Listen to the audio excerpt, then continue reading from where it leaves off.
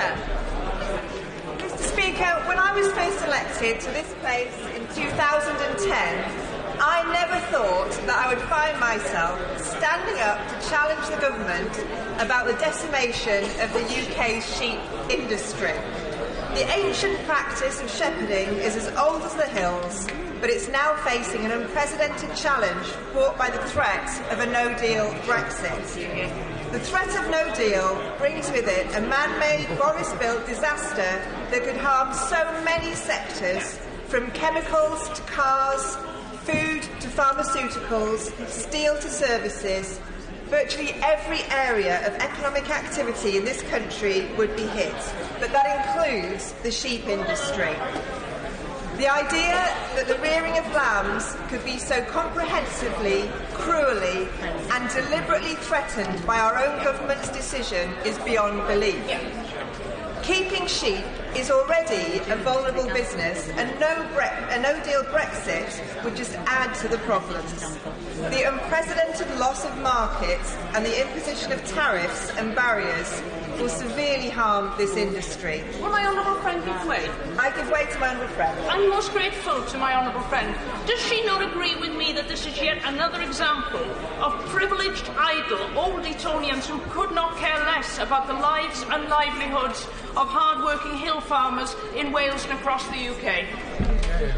My honourable friend is absolutely right. This, for me, I represent an urban constituency, but even in urban Darlington, there are agricultural workers whose jobs would be affected by the effect of a no-deal Brexit on the sheep industry.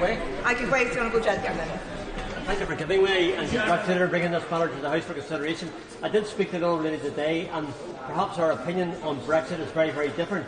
But the Conservative government have indicated that as long as they have the power to do so, they will maintain the grants that are available for the farmers and the sheep farmers in particular. And does she feel, if that was maintained, that the offset and the problem that there might be in the deficit there would be in lamb prices could be offset by the government's commitment to ensuring that what the EU gives now, this government will also give? Well, I'm afraid if it was that simple, we wouldn't need this debate. This is not just about farm payments, this is about loss of market. And I think that's something that hasn't been properly understood, and the government hasn't given a decent account of what it intends to do to address. I give way to the honourable gentleman.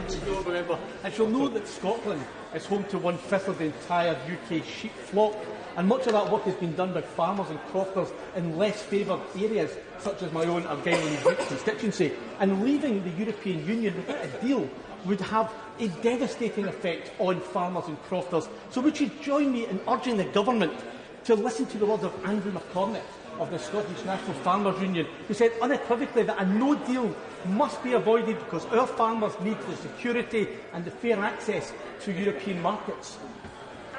I agree with that. And one of the specific problems that the farmers he's describing face is the unique characteristics that their flocks possess that once gone may never ever be able to be bred back into our national flock. The principle... I can wait to the honourable gentleman first. Isn't the heart of the problem here, but lamb would not be competitive if it had a 48% tariff placed on it? I mean, that's an absolutely ridiculous situation, and the government might talk about short-term subsidies to help the situation immediately, but that is no way to save the industry as a whole. Absolutely right. I give way to the honourable lady. I thank the honourable lady for giving way. This will certainly devastate hill farmers in my constituency. But not only that, the impact that that will then have on the landscapes, because many people don't realise that our landscapes are the way they are because of grazing. The honourable lady makes an excellent point, and that is why constituents, even in urban Darlington, care about what happens to our national flock and what happens to the livelihoods of those tens of thousands of people who work so hard to keep our landscape the way that it is. I give way to the honourable lady. I thank the honourable lady for giving way. I wonder if she was as disturbed as me to hear the Leader of the House speak so casually of trading purely under WTO rules earlier this evening, given that analysis from the AHDB suggests WTO tariffs could add anything between 38% to 91% to the price of sheep meat for EU buyers, which would be catastrophic for the sector. I do agree, and I'll be referring to that report that she mentioned later in my speech. I give way to my honourable friend. I'm most grateful to my honourable friend. Last week I went to the Upper Teesdale Agricultural Support Service, and their concern is that because the government has failed to bring forward the agriculture bill, they're not clear whether the government has the legal powers to make payments in the event of a no-deal Brexit.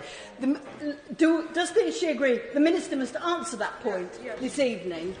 That's the first time I've heard that point made in this House, and it's one that the Honourable Lady and I discussed earlier today, and she's absolutely right.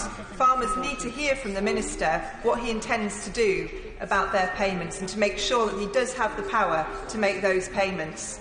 The principal problem here is, for the sheep sector, is that under no deal, according to the report that the Honourable Lady mentioned, that the export of sheep meat to the EU 27 would be almost entirely wiped out. The only exports being those via a tariff rate quota of less than 400 tonnes. Now, of course, non-EU exports could in time increase, although the possible rise of around 5% would not be anywhere near enough to offset the loss of EU trade. So reduced trade with the EU would leave around 1/3 of UK meat without a market. I give way to the Honourable Lady. Thank you. Can I congratulate my friend, honourable friend from Darlington, say she's absolutely correct to raise concerns about the impact of a no-deal Brexit on the sheep industry in Britain, and nowhere is that impact felt more than in Wales. And in acknowledging the work that the NFU Cymru and the Farmers Union of Wales does on behalf of Welsh farmers, can I point out that all of the Welsh lamb sent out of the UK, of that, 96% of it goes to the 27 other nations in the EU. If we don't get this right, sheep farmers in Wales will be pushed to breaking point, and we can't allow that. This affects every region of the country, from the Lakeland, Fells, to Exmoor, to Teesdale, where I live. It affects everywhere. And people are saying that why does this matter? Surely this just means that there'll be more lamb for the UK market, the price will be cut, and we can all enjoy more lamb this Christmas. But the problem is that we just do not have the facilities to safely slaughter, store and freeze that volume of lamb in the UK. And if the Minister plans to introduce such facilities, he needs to say so tonight. Because knowing that this year's yield of around 15 million lambs can be safely stored and enjoyed by consumers and therefore paid for would be of huge benefit to the 34,000 people currently employed in the industry. If that meat cannot be stored and sold, even at a knockdown price, the sector will be decimated. The government has said that it is aware of the special circumstances that would lead to a substantial negative effect on the income of UK sheep farmers and that it would compensate farmers. To its credit, the government has pledged to continue to commit to the same cash total in funds for farm support until the end of this Parliament, although obviously that might be coming sooner than was anticipated. Financial support is already included in farmers' business plans, but it doesn't compensate farmers for sudden loss of market. It doesn't compensate farmers for feed costs for animals that they cannot now slaughter. It doesn't ensure that there's sufficient feed available to keep lambs bred for slaughter alive. It doesn't create abattoir or cold storage capacity, and it certainly doesn't create new export markets or offset tariffs, as that would be against WTO rules. In an answer to my written parliamentary question of the 18th of July, the then Minister said, "We are doing all we can to mitigate the challenges our farmers will face, and we have contingency plans in place to minimise disruption."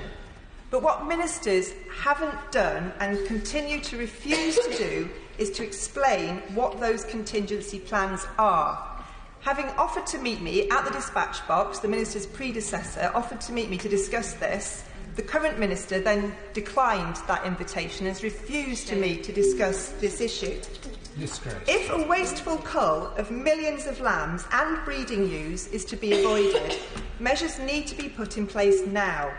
If the slaughter and storage facilities are not in place and no deal happens, farmers will have little option but to cull their flocks, and the meat won't be eaten, and the waste will be shameful. The lack of new trading arrangements and any implementation period would mean that farmers will set about drastically reducing the size of their flocks. Chillingly, the AHDB says that in this situation, and I quote, culling rates would record significant uplift, driving the increase in adult sheep slaughterings. In Q1 of Year 2 of a no-deal Brexit, there will be an uplift in slaughterings as the remainder of the Year 1 lamb crop is slaughtered, estimated to be 3 million lambs. And that's at the lower end of the estimate. I give way to the gentleman. I thank my honourable friend for giving way. She's taking a very important speech. Perhaps you could enlighten us and confirm, but my understanding is that the breeding season is probably beginning just about to start, because the gestation is typically about 150 days, if I well recall. And so farmers must be planning now exactly what their programme is. Yeah, very good. That's exactly right. So typically, I think the phrase is "in with a bang, out like a fool's," because they breed in end of October, beginning of November, and then the lambs arrive in the spring. And farmers, as the Minister well knows, make these arrangements and plan these things a very long way in advance, which is why we need at least, according to farming bodies, a 2 to 3 year transitional period. The report that I was referring to goes on that under a rapid response scenario, the national flock would be culled to reduce its size. It is very clear. I give way to the Honourable Lady. I think she was indicating. Thank the Honourable Lady for giving way. Does she share my astonishment that the Welsh Secretary said over the summer that we could start exporting to Japan and that market has opened up? They don't eat lamb in Japan at the moment, and they're certainly not going to start eating it on the 1st of November just to oblige us. I think that, the Honourable Lady, that's a very important point, because yes, in theory, given enough time, it may be possible to find new markets, but by then it will be too late, because our flock will have been decimated and it would take decades to rebuild. So should the situation improve in future years with new markets, it just might be possible for the flock to be re-established, but it really isn't likely. Once the breeding ewes are gone and their special characteristics have been lost, it will take years to recreate the unique features of our national flock. Tens of thousands of jobs and our treasured landscape would be lost. And this is all so preventable. A 2 to 3 year transitional deal, a minimum, is needed. We need agreements that recognise the safety and the quality of our produce, and critically, we must increase the capacity of those essential cold storage facilities now. When ministers reassure me and try to reassure farmers, they need to explain what precisely it is that they intend to do. Would my honourable friend give way? I give way to my honourable friend. I thank my honourable friend for giving way, and this is a very important debate, particularly for my constituency of Gower, where the lamb industry is very vibrant. And does she share my concerns over the amount of cold storage that's going to be needed, and what the plans for the government of actually how much then is needed? Because do we have enough actually for medicines in the country post-Brexit?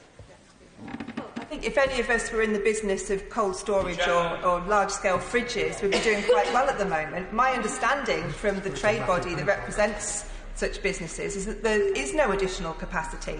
So should this, this volume of meat become suddenly in need of storage, those facilities won't be there, and the safe consumption of that meat will not be a possible solution to this issue. When I first heard about the mass culling of millions of lambs that would be rendered inedible, I just did not believe it. But then you read the reports, listen to what the National Farmers Union has to say, speak to agricultural workers and farmers across the country, it becomes very clear that this is not Project Fear. This is Project, and I say to the Minister, please just get out from behind your ministerial desk and deal with this now, before it's too late.